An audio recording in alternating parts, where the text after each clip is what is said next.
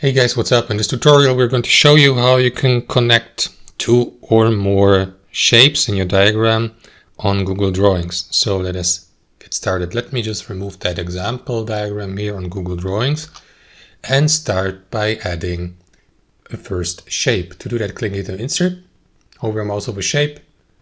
Next, use one of these options. I will go with Shapes here and let me use a circle. Draw it with your left mouse. That's number 1. Let me insert also a rectangle using the same method. For example, with rounded corners. And then let us also use a third one, in this case a triangle like this. Now, time to connect these. To do this, select Insert again, hover your mouse over Line, and choose either a curved connector or an elbow connector. Which one you go with is up to you. I will go with an elbow connector.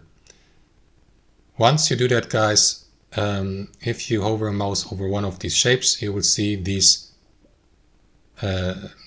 dots here. You can use, for example, to start a connection. Left click into it and then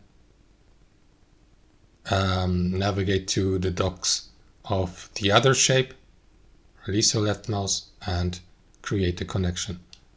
And you can do that also from one connector like this. Left click into it and create a connector, in this case an elbow connector, to connect all 3 shapes. Let me also connect these 2 shapes here for the sake of the tutorial. Click into the dots here or dock, and then draw your connector, your elbow connector. Release your left mouse over the dock of the other shape, and that's it. Now guys, if I for instance let me just unselect this. So if you for instance there's the select tool, sorry.